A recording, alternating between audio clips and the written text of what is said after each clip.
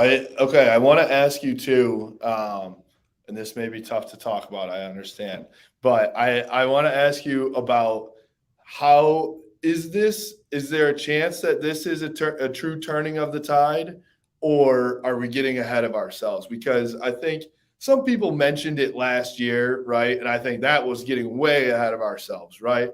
But now you win in Columbus. Now Ryan Day has to come to Ann Arbor next year. There was even some recruiting flips like on the field on Saturday. It does feel a little bit more towards that is becoming real. So people that wanted to be optimistic on the Ohio State side, or just national people that didn't go crazy about, okay, one game is going to turn this series, still looked at Ohio State being dominant in the other games and then continue to be recruiting dominant, and said, okay, well, that's an aberration. Ohio State's back on track and that you're going to lose at some point.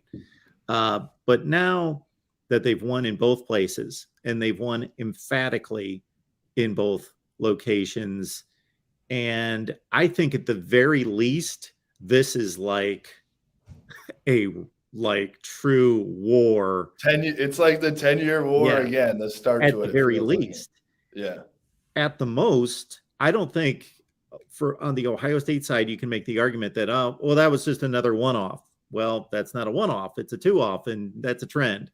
At the very worst for the Ohio State side would be that Michigan's taken over this rivalry.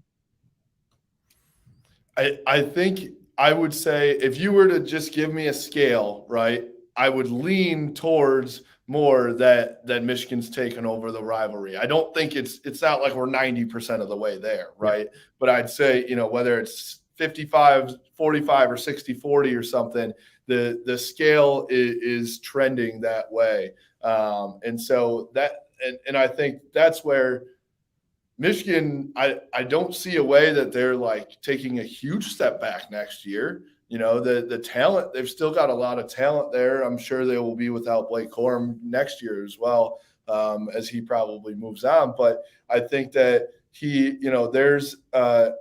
I see the way that Jim Harbaugh is building this program, and it feels like it's just going up and up and up. So, with Ryan Day, where they're at, they will have to go into Ann Arbor and win that game in order to take the rivalry back. That's not an easy task. No, not at all. Not at all. Which is funny because 2 years ago you would have said that's an easy task, right? We've done it 100 times. It didn't matter if they played in Siberia. It just didn't seem to matter, like where they were going to play. It didn't matter. So the big house, okay, big deal. The big house, they're winning there too. But now it's very different. Very different. It's funny how a couple games change everything, but that's why you play. That's why this is the best sport in the world. Yeah, we were only here a year ago plus a couple days, and it was a very different narrative. No also 17 million watching that game is just incredible. Yes. Unbelievable. That's why this. I said it on the live show with your Bucknuts guys. I said, screw the SEC. This is the best rivalry, and the people proved it. The people proved it by watching. Bigger than the World Series, bigger than the NBA Finals, the Stanley Cup, all of those. Unbelievable. When you hear from people that root for other teams and they're involved in other rivalries, and they got their rivalry, and then the first one they mention is Ohio State, Michigan, that's all you need to know. I worked in the SEC for 7 years, and they'd be talking, I'd go to the Alabama press conference, they'd be talking about Alabama, Auburn, of course. I'd go to the Mississippi State and Ole Miss press conferences. They'd be talking about the Egg Bowl. That's their big rivalry. But the first rivalry what they would bring up would be Ohio State and Michigan. Which is awesome. And I really do think, even after, if you're an Ohio State fan after these last 2 years, you got to love where the rivalry is at now. Obviously you love to win every year. I get that. You'd win 20 out of 20 times if you could choose it, right? But I think that if you're a fan, this is what it is. And now the Michigan winning makes this, it just elevates it so much, where the meaning of it is that much better. And I think this rivalry is at an all-time high. an all-time high. There are dozens, if not more like hundreds of comments, whether they've come to me directly, personal message, or on the comment sections of the videos. And the Michigan fan base has been extremely classy to me and said, you're a good dude. We enjoy what you do. And, you know, it's a great rivalry and we got you this year. And listen, I had one of the best experiences at an away stadium that I've ever had on Saturday. And it was shocking. I was expecting at least a couple really pissed off fans to you know, throw something my way or something, because I'll be honest, I wasn't sitting there quiet, right? And so everybody was nice. Friday night, going out to the bars in Columbus, they were nice as can be. They were nice before the game on Saturday and then didn't really say much after. I was shocked at how great it was. And that's how I would love this rivalry to be. We can hate each other, right? We can want to win the game so badly, but we're still people at the end of the day, and you can enjoy it and enjoy the rivalry without, you know, being a total jerk. So I want to give a shout out to Ohio State fans for that. It was very, very awesome, great experience. Good to hear.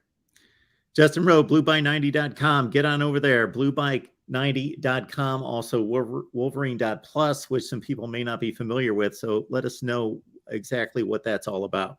Yeah, well, so it's Michigan's NIL initiative for the players. So we'll have Zach Zinter, Trevor Keegan, and Ryan Hayes, the offensive line, on tonight. It's all free right now for the month as well. So go subscribe. We had Mike Sainer and Cornelius Johnson on last night. I hosted them. So stars of the game on Saturday. It was pretty great to hear their story about that ride home and you know, what it was like to be there. We'll have a bunch more content through the Big Ten Championship and beyond. But yeah, appreciate you guys. Did we actually go 20 or 25 minutes without mentioning Cornelius Johnson? I think he showed up with a couple big plays. A couple big plays, my goodness. Yeah, I mean, it's a guy that hasn't probably had the year that he wanted all year, and just finally found those routes. I think that one safety is still trying to look for him at some point after he was turned around. But he had a phenomenal day, and his first touchdown changed the entire game. If he doesn't make that touchdown, I think there's a chance that Ohio State keeps the momentum. They keep Michigan's offense off the field. Just a heck of a performance from CJ. Two enormous plays and done in two very different ways. You know, he catches the ball on the sideline against the blitz. JJ does a phenomenal job finding him, shakes the tackle. Ohio State went for broke, and their cornerback Cam Brown needed to make a tackle in space. He failed to do so. Then the other one, he just twisted that dude into the ground and went to the post, and that was impressive as well. Yeah.